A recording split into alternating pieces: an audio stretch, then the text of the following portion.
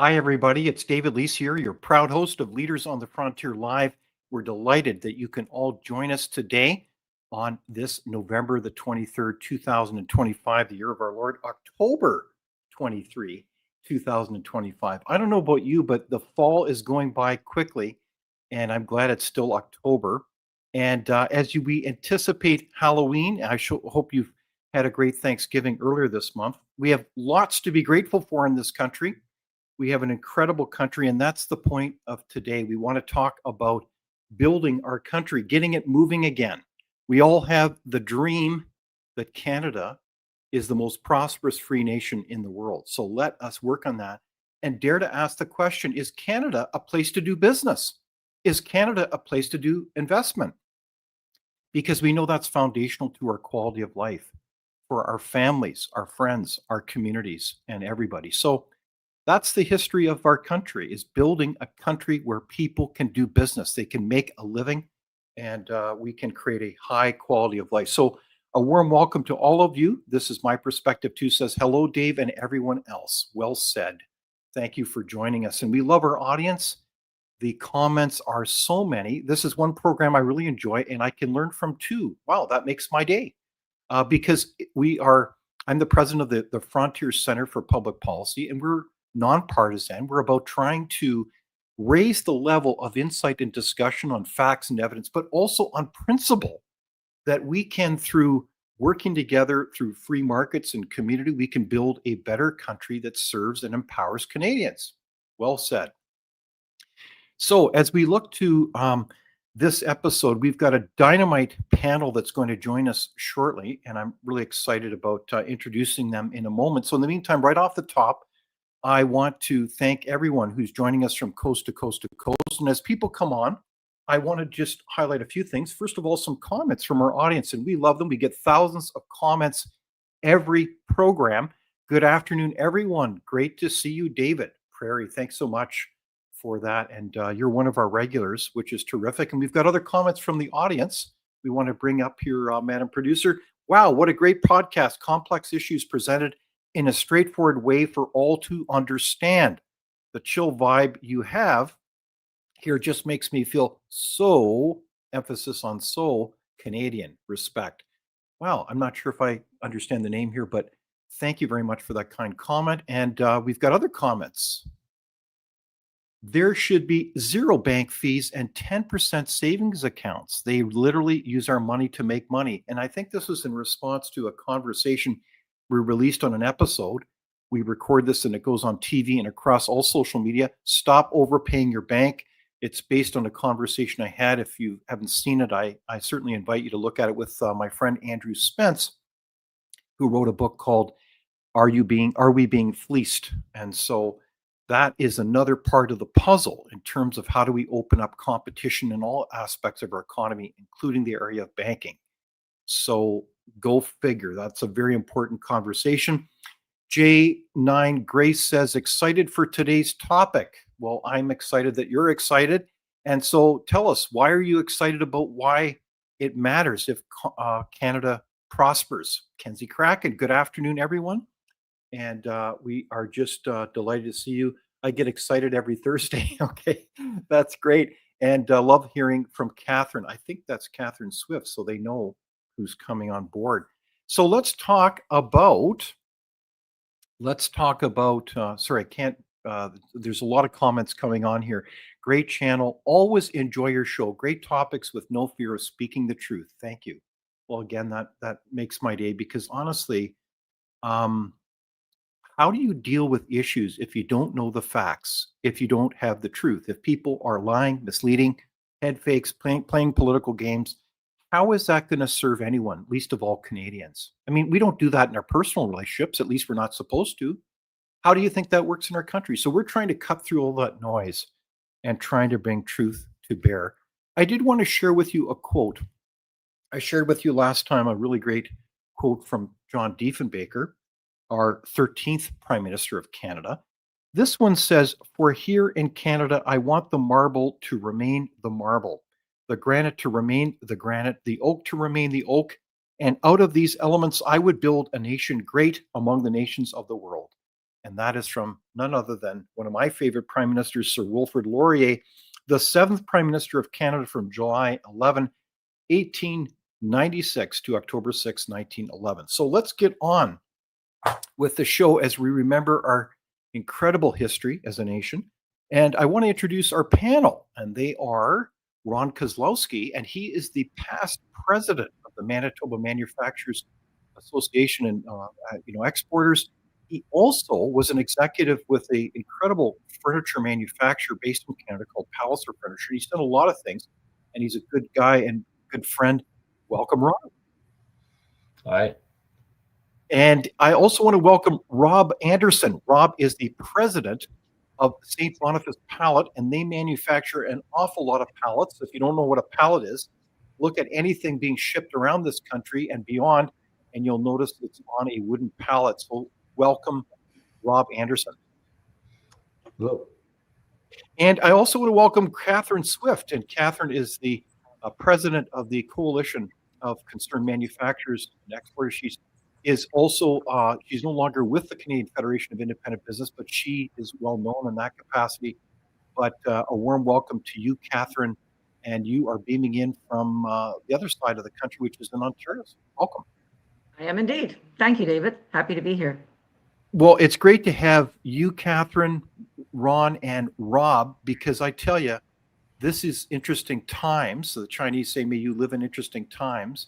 And we are, because you bring a wealth of experience, both, I think, in terms of both public policy, but it's not just simply theoretical. It's also grounded in the realities of business. So I think many of you probably have heard by now that the Prime Minister was out and about in the city of Ottawa, specifically at the University of Ottawa, pitching a kind of a pre-message for the budget that's coming up on November the 4th, the federal budget. And we're all very curious how that's going to go. But he had some very important messages. So I wanted to share this clip with you, and I want to seek your reaction.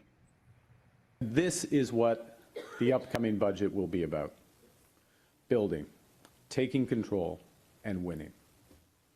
We will make generational investments with a plan to protect our communities, our borders, our way of life. We will build a stronger economy where everyone has a chance to get ahead. And we will empower Canadians with new opportunities, better careers, and a lower cost of living. We will be our own best customer. And we're forging new partnerships with allies, such as the European Union, to strengthen our shared security. In the last 6 months, we've worked to create the right conditions to get big things built faster, with over $60 billion of investments in nuclear power, in LNG, in carbon capture, in critical minerals, and in new trade corridors.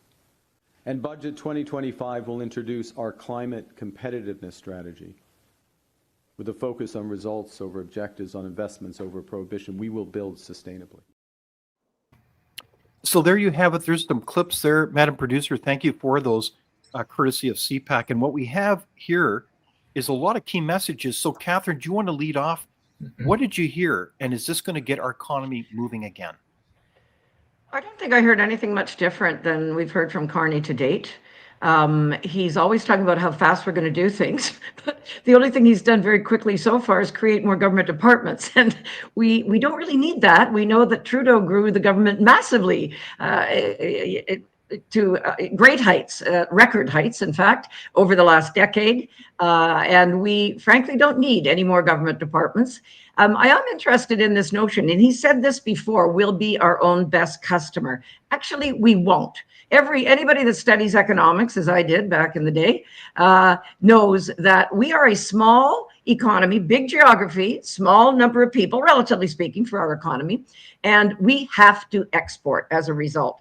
It's really a fallacy, and it's misleading and I think harmful to say we can be our own best customer as if we don't depend on anyone else. Of course we do, especially with the things that we produce as a country and export, a lot of which have to do with the resource sector. I mean, we could never consume what we produce in the resource sector or the food sector or autos. You want to talk about autos? We export about 90% of what we produce. So that's just wrong, Mark, and you really shouldn't try to mislead Canadians like that.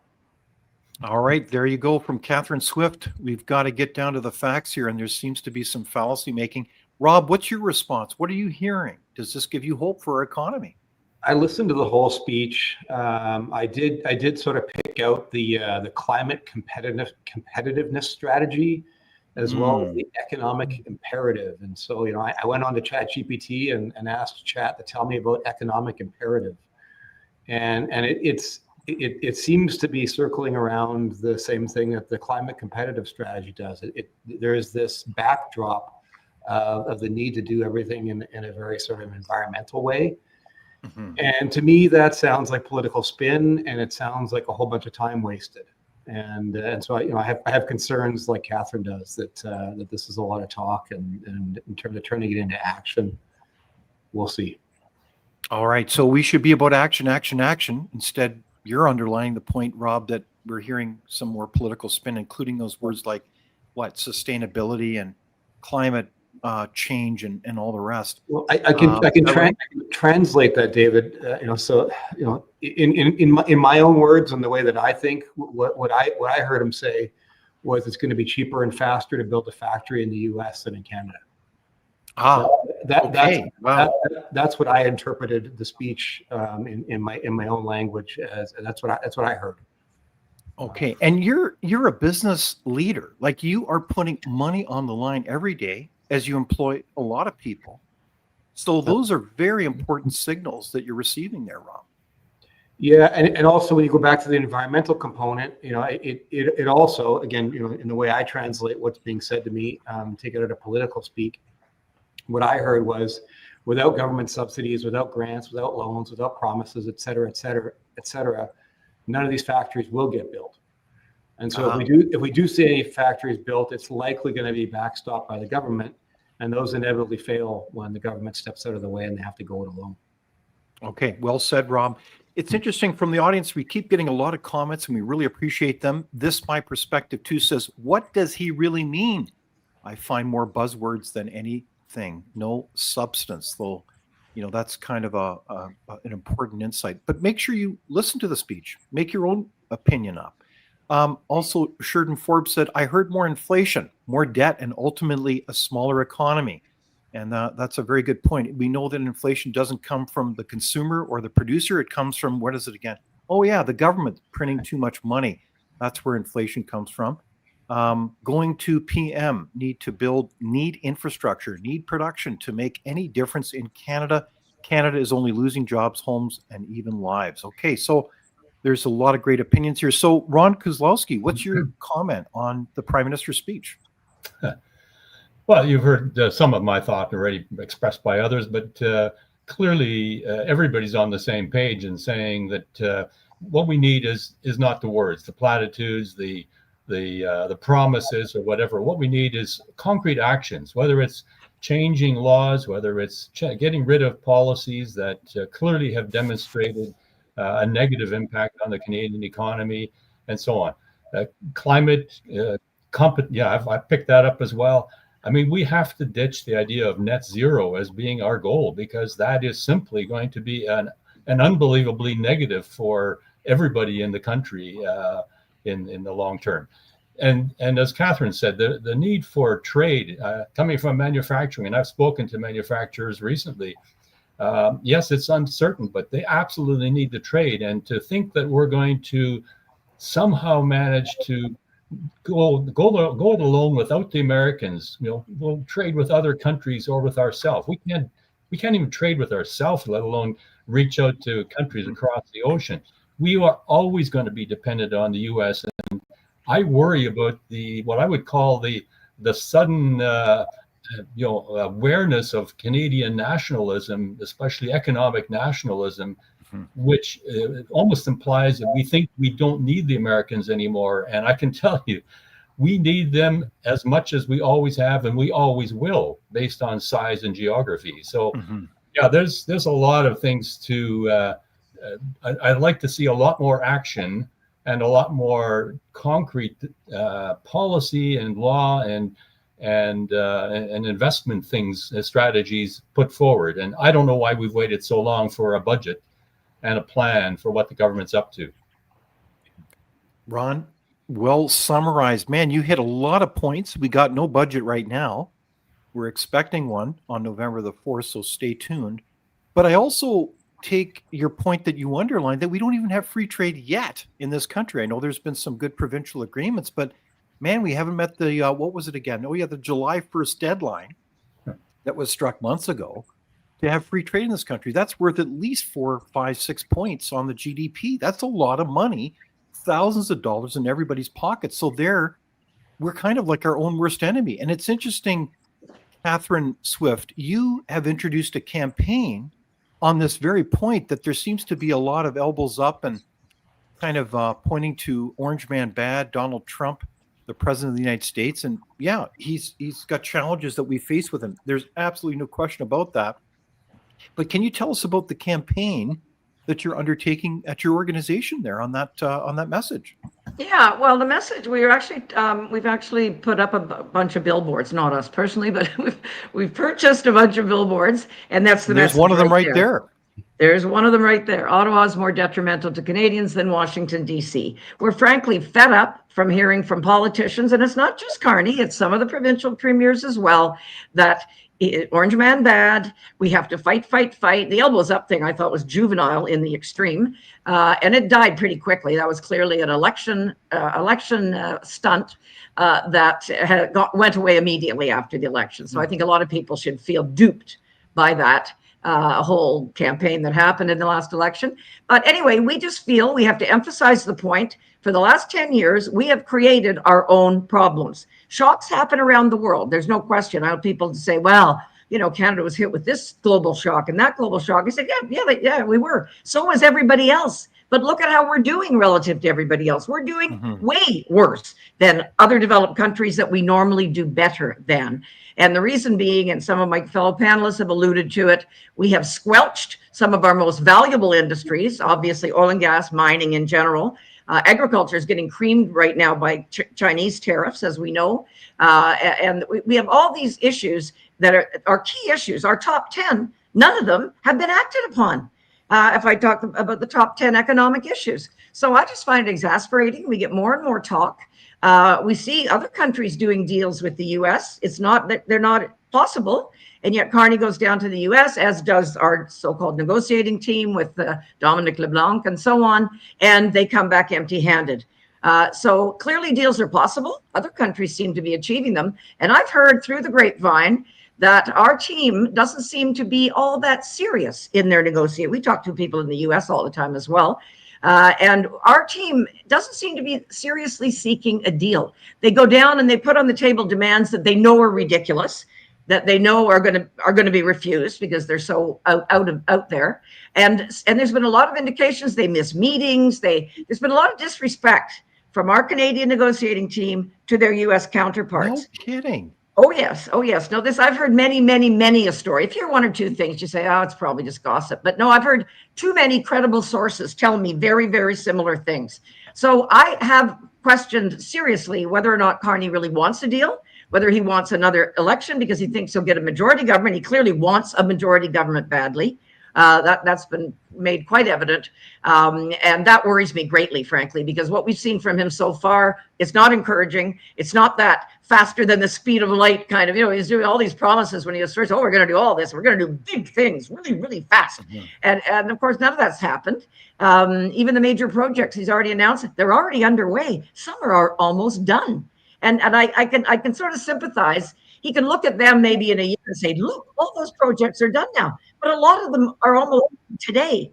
So, it's really not the kind of projects, by and large, that we need either. And I worry about the climate stuff, too, as my fellow panelists have mentioned. Anybody that's read Carney's book, and if they think he's had a lobotomy since then, I don't think so. I think he feels exactly the same way he did when he wrote that book. And that was it was scary socialist, for starters, scary, citing Marx and Engels as if they were models to follow.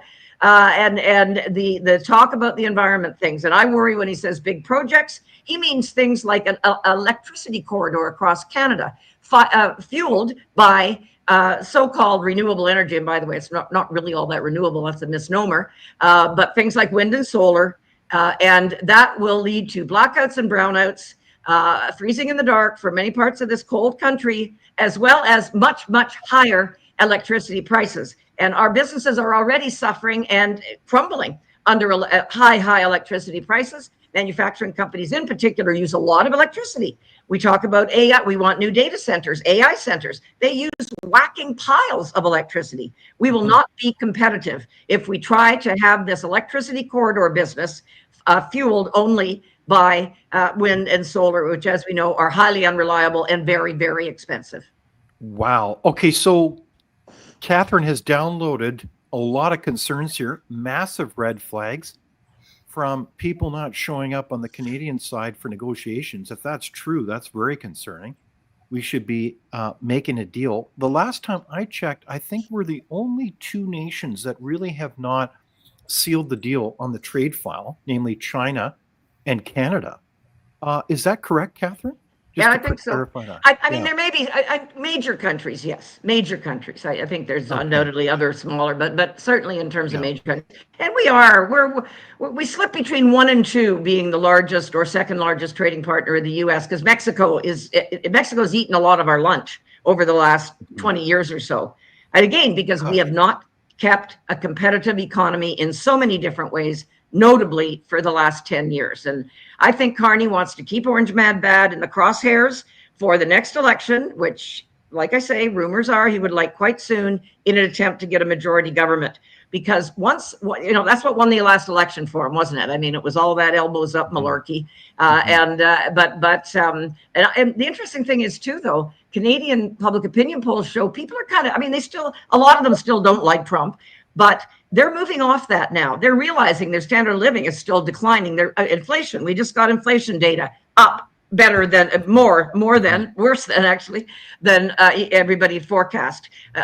Housing, there's been no solving. There's not even a move toward solving our housing crisis. Crime is still rampant in our streets. We know Carney is spending a heck of a lot of money, which are debt problems. I think we're going to have a credit downgrade. I think we could be cruising for another debt crisis like we did back in the mid 1990s. So I haven't seen any substantive improvement or even a start toward improvement of any of these variables. So be interested to see the budget.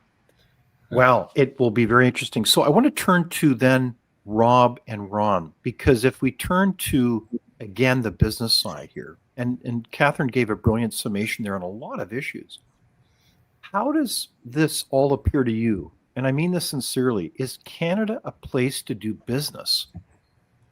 And if it isn't, what do we need to do to change it? Rob, do you want to tackle that one?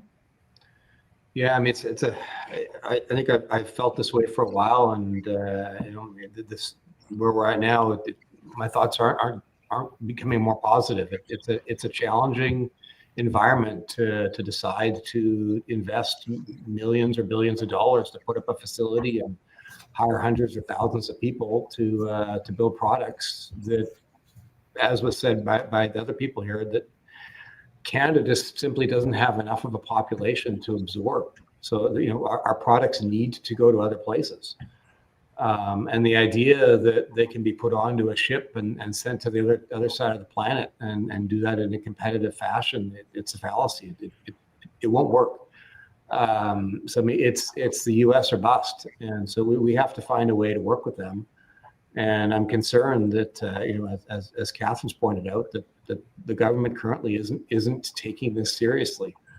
And I'm not sure what it's going to take for them to become serious. Is it the tearing up of USMCA? Is that what's going to have to happen in order for us to sort of really see the light here? I'm not sure, but I'm concerned it's going to take something as dramatic as that to really get some action. Wow. What do you say, Ron? Yeah, no, agree with that. Listen, there's so many things we could talk about, but as one proxy example, we talk about the federal government's role. They're traveling the world, trying to make deals here, there, and everywhere. Meanwhile, we've got a product that is our natural resource, our biggest wealth creator in this country, and what they want to do is just simply access markets abroad to get oil, gas that's desperately needed in other parts of the world to replace dirty coal and make the environment a better place. And what happens is you have a province or two provinces in this case, one in the west and one in the east, that simply says, no, I don't like the idea ideologically of having your product shipped across our province. And it's a federal responsibility. This requires the leadership of the federal government. Clearly, that's the constitutional role they have to play as it relates to trade across the provinces. And what do? They basically abdicate their responsibility, say, well, you have to get the province on board. That sends signals to investors. They are looking at this and saying, there's nothing being done in Canada. There is no opportunity in Canada, given the regulation, given the anti-business environment, given the energy policy. And it's not surprising that our GDP per capita over the past 10 years has gone almost par with Americans to we are now, I just looked at stats, we're at 55,000 per capita compared to the American GDP per capita of 90. And then you compare it to Australia, 66, Norway, 92, wow. Singapore, 95. So you have, Norway as a country that's capitalized on its energy and done well and created a sovereign wealth. We have basically shut it down to the detriment of our country. So I think we need to change the signals we're sending to the world about the fact that we're not really interested seriously in developing our economy and growing. And I think we need to go back to principles of what it is that makes growth happen in a country. And we need to have a really hard talk about that. But will anybody listen is the question. Well, I really like that summary as well, Ron, because you're saying we got to change the signals. We have to have an adult conversation about what it takes to build wealth in this country, this prosperity, and why this matters to Canadians. But you alluded to, I think, a very important statistic, and people may have missed this. The average income, let's use the province of Ontario as an example. The average income now is some 40% less than the average income of the poorest U.S. state, which is Mississippi. This is brutal. We are a stagnated nation in terms of our economy, and that has been because of bad public policy. Is that what you're getting at, Ron? Well, absolutely. And on top of all of this yet, we have something else which is coming at us very regularly, not fast, but it's very steady, and that's our demographics. And you throw in the consequences of a low fertility rate going forward, the ability to get by our way or grow our way out of debt that we have, which is a big, big problem. And by the way, if you look at the true we always look like Canada is fairly good in terms of debt per GDP, but that's only because we calculate debt in a very, very narrow way. And if we truly calculated the gross debt that we have, we're one of the worst in the G7 countries already, and with very limited options for growing out of that. So, no, I think we need to be very, very honest and look in the mirror and ask ourselves the tough questions and hold our politicians accountable for doing the same, and then developing a plan to move away from that negative trend. I really like that, Ron. I want to just, before I turn to everyone back again on the discussion, I want to mention a comment about the Prime Minister's speech. One of the things that struck me was the need to be clear about the message. And I heard a very interesting speech. There were some very good insights. But what was the punchline? And surely that punchline should be, we want to make the country the most prosperous nation in the world, and we want it to be a place to do business so we can all have a great quality of life. In fact, we should be able to out-American the Americans. As the American economy is moving forward at a projected a growth rate of some 4%. I mean, they're paying down their budget deficit by $600 billion. It was just announced earlier this week. It's extraordinary. So let's out-American the Americans. So on that note, we have a lot of comments from our audience. Keep them coming in. Best that can happen is the budget fails, the Liberal government fails, and the Conservatives get elected with a majority government. a majority Liberal government will be a dystopian nightmare. Well, there you've got a comment. We are nonpartisan here, but if it means that we're going to, I guess, Catherine, where do you see signs of hope here? Because I think this government is facing a massive revenue problem as money leaves the country. If people aren't making money, are we going into recession? What's your take on this?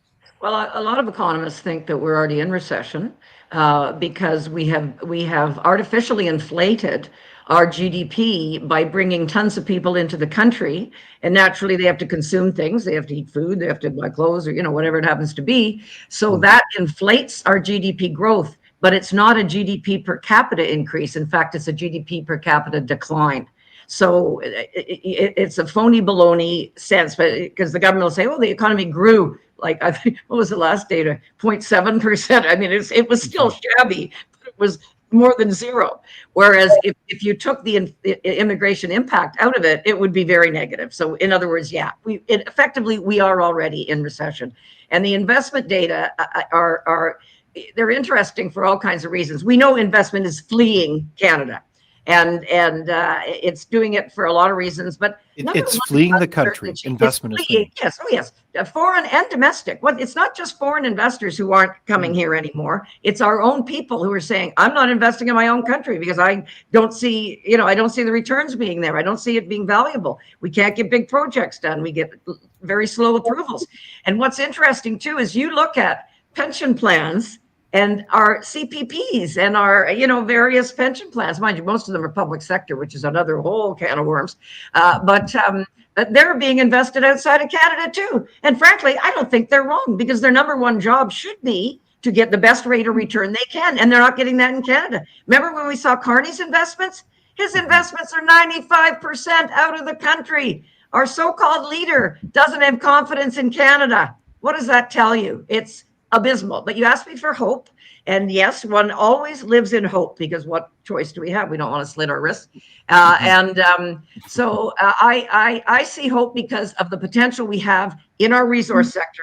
The one single thing, and I think our other panelists have alluded to it too, the single most important thing we could do is open up, get all that legislation, emissions caps, tanker barriers, industrial carbon tax, on and on. There's methane regs that are also a huge problem, by the way, that don't get as much attention as they deserve. But get all of those out of the way, let her rip. But build a pipeline and very correctly identify that's federal responsibility, and they're wimping out because they want to pawn the blame off. Oh, well, Quebec doesn't want it. Oh, BC doesn't want it. Well, guys, it's your decision. We wouldn't have a national railway today if it was trying to be built today. That's how ridiculous things have gotten. Okay, so look, I look at this and I say, man, Canada has so many ace cards. One of them is our oil and gas industry. That's our number one industry in this country. And instead of enabling it to succeed, Catherine, as you just said, we still have a war on oil and gas. That's the brutal reality, isn't it? We still have all that nasty, bad legislation that Carney could just lead off and say, you know what? That's all in the past. We're taking away. We're getting rid of all these tanker bans. We're getting rid of Bill C-69, all that stuff, and get on with the show. Isn't that the ace card right there? Of course it is. And it's not just oil and gas. We have immense resources with mining and all kinds of other things. Everything. We're very efficient in agriculture. We have a lot of obvious solutions that we could, open up and get some pretty quick returns on some of it. Obviously, pipelines, you're not going to build that in the next couple of weeks. And yet other countries have shown that when they dedicate themselves to doing it, we have good technology in this country as well, in many regards. And implementing that, getting the barriers out of the way of all of these different things. We also have punitive taxes in Canada. We have a very intrusive regulatory regime. We have a lot of things that are in addition to all the bad laws we're talking about as well. And but nevertheless, the answers aren't that complicated. We need a government that's willing to do it, and we don't seem to have one right now. There was a couple of token measures, getting rid of the consumer carbon tax. Yes, that was a no-brainer. That had gotten so absurdly unpopular, it had to be done. But I must say, I found it hilarious that the Liberals wanted to have all kinds of credit for getting rid of some. Somebody said that's what somebody expects you to be grateful because they've stopped punching you in the face. You know, that's exactly that kind of analogy that applies. But it's true. It's true. And Yeah. But like I say, it's so frustrating because the answers are obvious. The government's not doing it. And that Bill C5, you know, their Build Canada legislation that permits them just to override in selected areas that they pick. And we know governments are just great winner pickers, right? I mean, how's Stellantis working out? How's the latest GM plant? How's the, there's been just in the last couple of months, there's been a number of, and this is actually part of what our billboard campaign's about.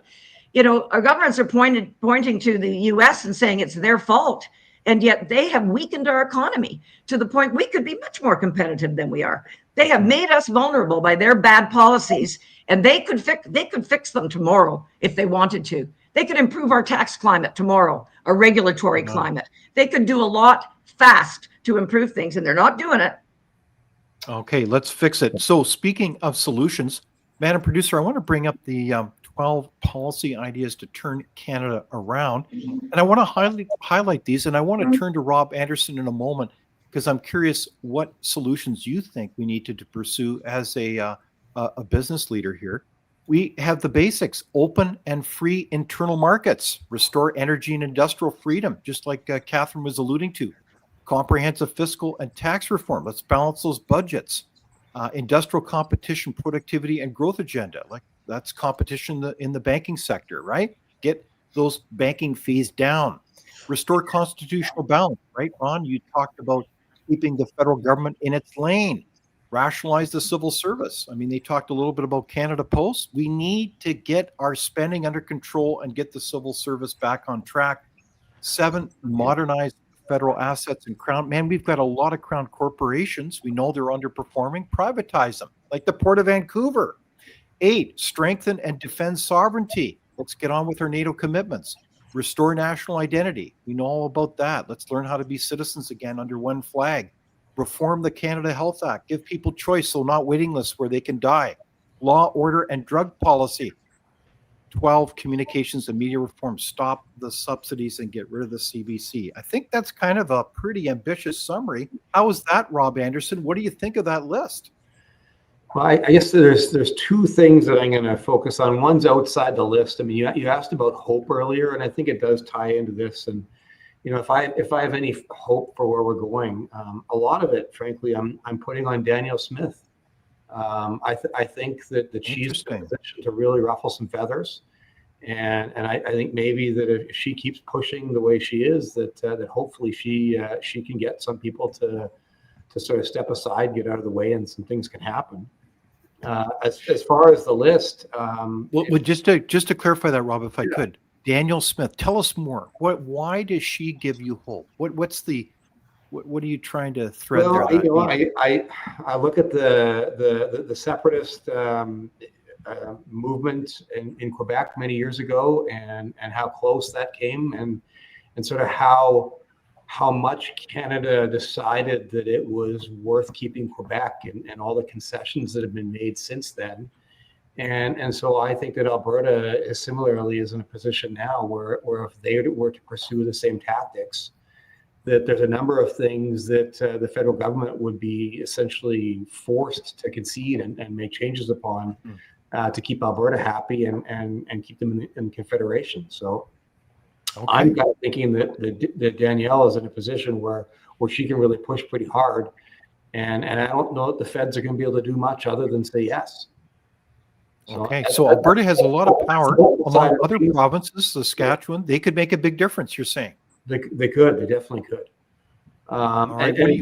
In terms of your list, if the budget comes out and we're going to be cutting, we're actually going to try and cut some government spending. Maybe we can do something about the bloated civil service. And that's sort of a very generalization, but there's way more staff there than I think is needed, and certainly from a modernization perspective, I can't imagine there's anywhere in the federal government that's being run properly and in a modern, efficient way. I think you could randomly pick any department, and it could probably be improved by 50% easily. Yeah. So on that point, Rob, The Canada Post strike, how has that impacted your business? Have you been able to do the big workaround by using, say, email and electronic statements and all the rest, or is it just another irritant? Yeah, it's funny. I asked my controller that yesterday. Is, like, is this impacting cash flow, or the check stuck in the mail? And almost all businesses now are sending money by ETF. We're communicating by email. The need for this envelope with this stamp in the corner that takes a week to get to another location, the need for that is kind of gone. It's really having no bearing on my business whatsoever. None that I can see anyway. Which is why Canada Post is going broke. That's why they're going broke.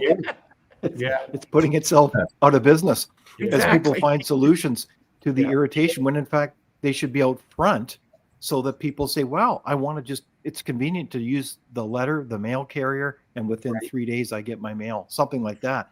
I did get a letter, by the way, that I had sent all the way back in early August, and it was returned to me from a wrong address. So go figure. Ron, what's your thoughts about solutions? What about that list? Are there things missing on there? Well, there are things missing, and as far as I'm concerned, I mean, there may be sort of obliquely referred to, but we've talked somewhat about the regulatory regime, and not enough about it, because that is one of the things, along with all the permitting and the processes and the duties that we have to do to get things done, that last time I checked, Canada was second last in the OECD countries of actually getting things done by way of developments. So we're known as a place you just can't get stuff done. And that's a lot of it's because of our regulatory environment and so on. So I think that's a huge part of the disinvestment in, with Canada is it's just too tough to do business here. But I like, I like Rob. I'm very impressed with Danielle Smith. I know that she's vilified by our mainstream media and people, particularly in the East, who don't like the message. But I mean, from my opinion, she's very rational, very right on in terms of the way in which she wants to do business and develop things in a sustainable way, and the hypocrisy of other provinces saying, we're going to shut you down, but we still want you to send us your money for equalization payment. Is almost, it's too evident. You didn't talk about, and I realize you can only limit it to a certain amount, but there are things that are, I think, fundamental to building the culture of growth in a country. And those have to do with things like the education system we have, or the lack of education system, if you will. And I think we had a whole conversation about that. And what our young kids are being told and taught in schools that is really antithetical to a growth mentality for a country. I think you're right. We can talk about healthcare, and as I mentioned before with demographics, we're going to be spending way more and more money on a system which is clearly flawed and is not sustainable. And when we spend 10 times per capita more on administration and healthcare than the Germans do, you have to ask yourself, why are we spending money on admin instead of doctors, nurses, and things like that? But again, that goes to, like school, it goes to choice for citizens. We have no choice in Canada in a lot of these areas. And when you don't give people choice, the monopolies that are there, they end up becoming very inefficient, costly, and don't serve the public. So to me, those are things that aren't covered over there. And then finally, I think the governance of Canada is something we need to take a look at. Even a guy like Andrew Coyne has complained and talked about the fact that we're not really a true democratic country, and that it's a lot of it's more like we have a king rather than a prime minister in charge of our country, given the ability to make decisions, appoint people, judges, and do things without parliamentary backing at all.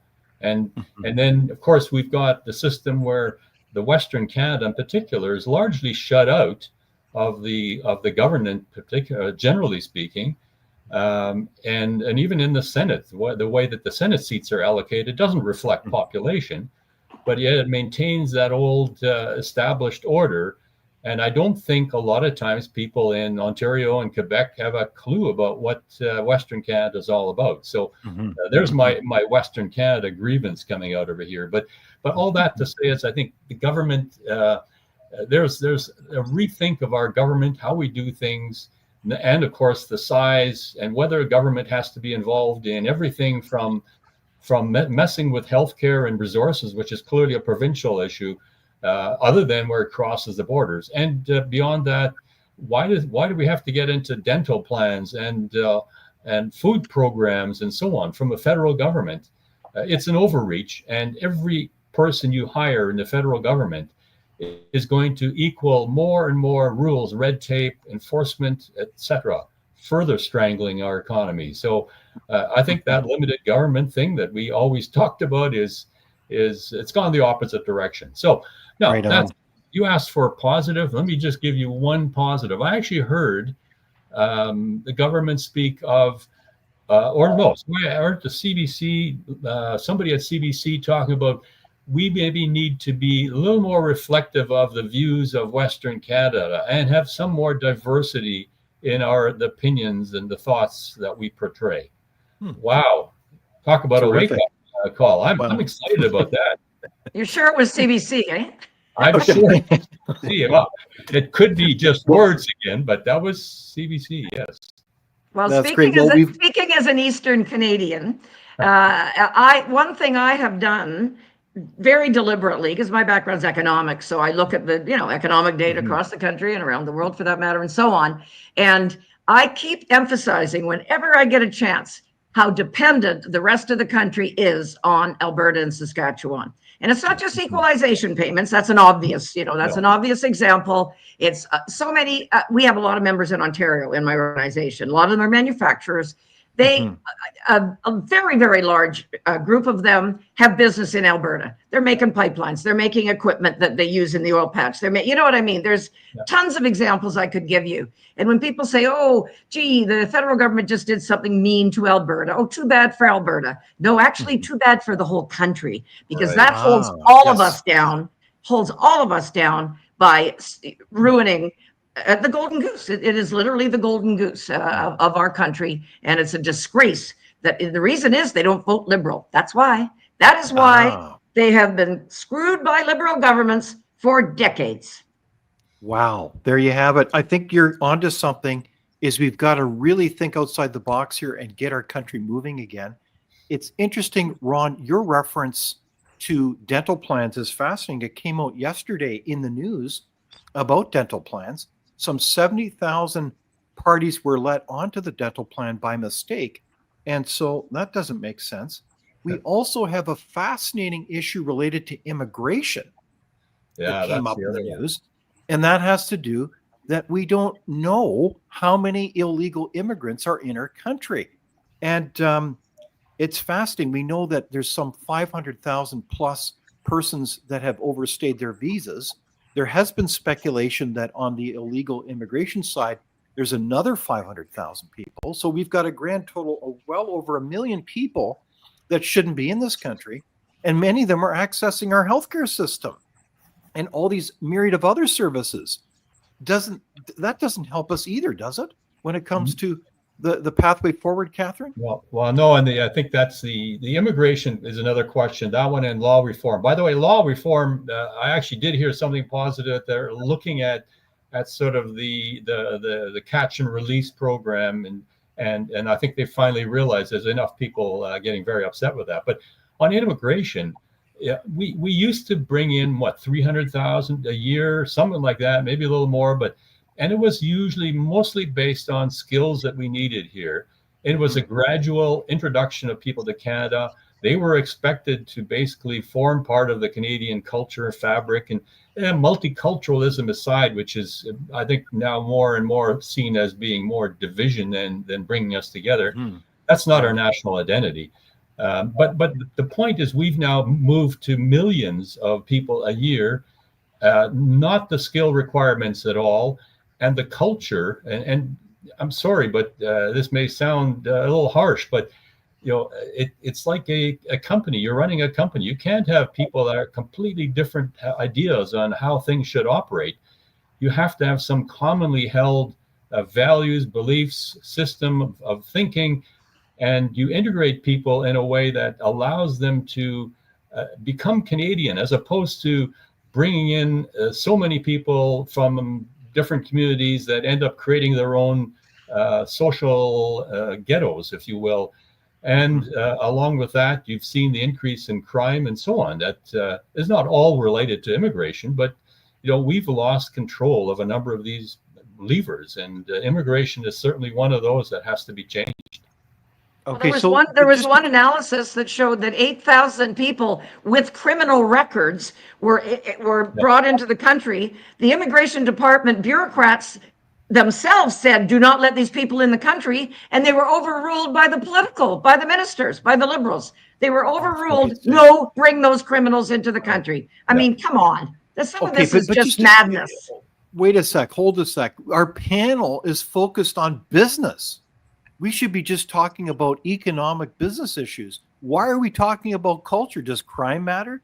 Does it matter if people come in on our streets and they do drive-by shootings and things like that and hate? Shouldn't this just be about business, or can we separate? Ask the businesses that have been shot up or attacked or whatever, if this is a business issue. If you don't have basic security and crime control in your economy, you're not going to have much in the way of an economy either. And if you don't have an economy that's decent, you don't have much of anything else.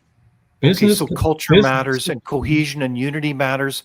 And, David, David, businesses compete in many cases internationally. We compete with other infrastructures of other countries, other cultures, if you will.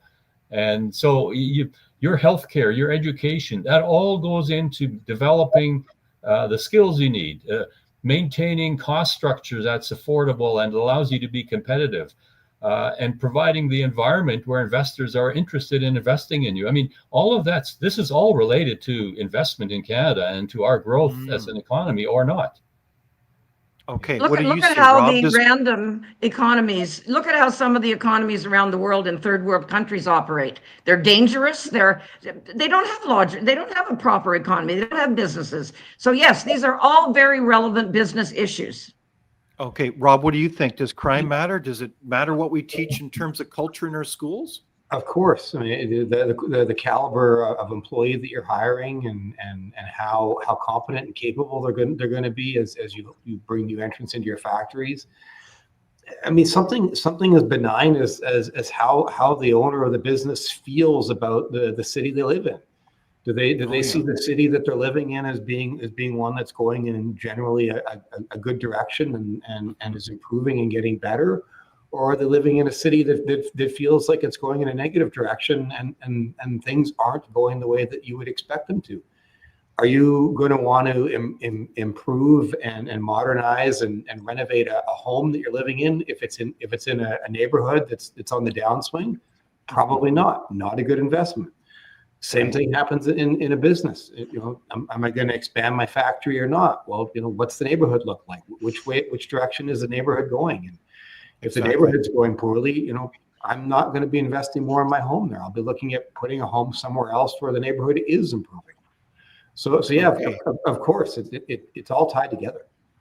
I think that's a very good point, Rob. It's all tied together, as you said, and Ron and Catherine.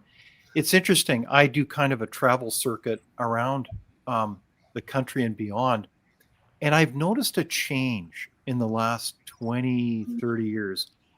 And it has to do with, frankly, the look of many Canadian cities, not all, but many of them look kind of dumpy. There's a lot of graffiti. You've got homeless camps. You've got this whole ideologically based, in my opinion, movement to decriminalize drugs. And it's very sad. Like it's horrible to see people, these lost souls, as I would refer to them, that are, what a terrible human waste. And I have been on many First Nation reserves. By the way, StatsCan revealed last week that they don't even include unemployment stats in our official stats about our country from the reserves. How pathetic is that? So what we're doing is we're creating almost our own nightmare when it comes to the streets in our cities. And honestly, let's celebrate Canada, but we've got to keep clear-eyed in terms of the reality. And it's interesting, last week you may have noticed that one of the leaders on decriminalization of hard drugs has been Premier David Eby from the province of BC, who admitted that this policy was all ill-founded. It was an incredible revelation. So meanwhile, we've got all kinds of, by hundreds of thousands of people that are in homeless camps right across the country. How does that impact business? Does that, I mean, what do you do when you have a visiting delegation for product XYZ? And I've hosted many business delegations. I was in business. It doesn't look good, does it? I mean, that's part of we've got to really put on our pants and get back to work here, don't we, Ron? Yeah, no, you're stating the obvious. And again, it goes back to what we were saying, that it's all tied together. We need to, and that's why I keep going back to principles. I think we have to start really rethinking the way we look at a lot of these issues. I would say we've had sort of a decades of a sort of lolling along, trying to, forcing luxury beliefs on people outside of the elite side of the country, in terms of making themselves feel good about themselves, but really at the detriment of the average person. And you saw that rise up in the US with the election over there. And if there's a hope in Canada, it's like, I think at some point the people of Canada are going to also wake up and say, we need to have some honest change, and real good hard look at ourselves and change the way we think about things, so that we can be grown up out of the basement suite of our US home that we've taken advantage of for so many years. We can be independent, still with friends with the US, but we need to be self-reliant. And that starts with the things that we can do. Let's not blame Trump or anyone else for where we've gotten with this, with most of what we've talked about today. Right on. Yeah. So let's focus. We are the solution. We can build back together. Building Canada strong is the theme that the Prime Minister reflected on. So let's get on with that show. So Catherine, as we look to the next stage here, what are you expecting in the budget? Any insight on that? What's your guess in terms of the size of the? Yeah, well, for starters, Carney has said he's going to jiggle the way the budget's presented. They're going to have a so-called capital account, which they're going to pretend is investment, not spending. Of course, it's spending. Of course, it is. And an operating account.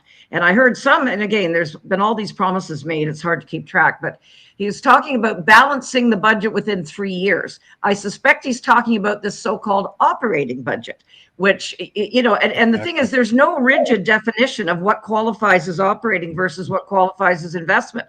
So they can say whatever the heck they want. Oh, that's an investment. Okay, that's not operating. To be clear though, Catherine, you're saying there's going to be you're anticipating some accounting tricks. Oh, so we need 100%. No, I'm not. It's a fact. He said he's going to do that. And there's been a lot of good op-ed pieces and discussion pieces in our media talking about how that's pure smoke and mirrors, trying to hide things. So I think the deficit will, people are talking about 100 billion. I suspect it's going to be closer to 70, because he's going to do the jiggery pokery to hide a bunch of it. But the thing is, it won't fool anybody. It might fool the person that doesn't read budgets regularly, but somebody like me who looks at budgets all the time and for governments, and it's not going to fool the rating agencies. I'll tell you that. They're going to know exactly how much in the hole we are. And, this is when they'll start flirting with downgrades and whatnot. But, one concluding, I know we're getting to the end of our time, David, but one concluding comment I want to make is one common theme here is socialism doesn't work. Whether it's giving free, common sense has gone right out the window. You really think you can give free drugs to drug addicts and that's somehow going to pan out well? Well, come on. Anybody with any common sense would say no. The same crime. Do you really think repeat criminals you can just put through a revolving door and they're suddenly going to, find a good life and not commit crimes anymore? No, of course not. You can just apply it. Do you think you're going to punish businesses by high taxes and ridiculous regulatory regimes and they're not going to say, screw it, I'm getting out of here? Of course they're going to. You can apply common sense to every one of these things. And we know the history of socialist societies. They failed every single time they have ever been attempted on the planet. Why do we keep, why don't we learn from history? Why do we keep repeating these stupid things that always fail? And bailing out businesses is another example. Always a fiasco. The price tag's just getting higher now. I like what you're saying, Catherine. Socialism has never worked. In fact, this has been an interesting time as many in the UK mark and celebrate, not just in the UK, but around the world, the great late Margaret Thatcher. And also, it's interesting, in Japan, we've got the election of the first woman prime minister, and I'm not quite sure how to pronounce her name, Taki, and she is the so-called first Margaret Thatcher to be elected in Japan. So we wish her every success, but she sure ain't no socialist. So that's very exciting there for the people of Japan. And I think as we wrap things up, it's also interesting. The Prime Minister and many people have talked about the need to diversify our trading relationships. I was fascinated to see this week an interview with the High Commissioner from India. His name is Dinesh Pantyek, and he said, frankly, Canada is not a reliable trading partner. They were burned badly during the Trudeau administration when they were involved with the massive LNG export project off the West Coast. I think it was a $50 billion project, as I recall. There were many different companies involved. Petronas was the lead from Malaysia. And of course, one of those key investors, as I recall, was Indian Oil, of all things.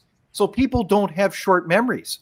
So when you play political, short-term, domestic games, you burn our trading relationships. And I think this is one of the brutal realities, is that international partners don't see Canada as a reliable trading nation anymore. That is the reality in many quarters. And the Indians are articulating. It's not like they don't want to be a trade, they don't want Canada to be reliable. But I think that's part of the problem, is that we have put ourselves into a corner when it comes to trading relationships. Would that be a fair comment, Ron? Well, we have no reliability has not been our strength, and when you're talking business or you're talking other countries who are looking at doing business, certainty and simplicity and clarity, and the signals, again, as we've talked, that you send will create the impression that either encourages investment in Canada or says, nah, I'll go elsewhere. I mean, Australia is coming along and doing some things that we could learn from, even though they have their problems. But yeah, I think our Trade Canada team, we focused way too much of our foreign affairs budget and energy on trying to inculcate other countries with what we believe is our belief system and our doctrine, our ideologies over here, whether it's environment or other issues. You can pick them, and we've not done anywhere near enough actually really representing, like what Canadian businesses could do abroad, and making those connections that are so important. So, yeah, I think we've been seen as the laughing stock in the world in some respects when our government imposes, what's the law that enforces martial law, that because there's a protest they don't like, and freezes a bank account of citizens that are simply contributing little bits of money to this convoy, the trucker convoy. Countries are looking at us and saying, this is dysfunctional. Well, this is not a first world thriving country. And that's a worrying signal. And by the way, the banks should never have done that. They should have served their customers, not the government. That was a disgrace. And it just shows you our banking system is really just an arm of government. They're not really a private sector entity that is focused on serving their customers. They should never have agreed to that. Right on. Rob, any closing comments here? I just say back to India. It's to summarize it. It's less preaching and more doing. Yeah. Action. Yeah. Let's get on with building our country. So well said, panel. Catherine Swift, Ron Koslowsky, and Rob Anderson, I want to thank you for joining us today. Thank you. It's been fun. Thank you. Yeah, it's been good. But kind of depressing. Well, you know what? You got to look at these things in reality. At the same time, we got to put on our pants and say, what are we going to do in terms of action, as everyone has said? And there are solutions, and I think we've offered many of them.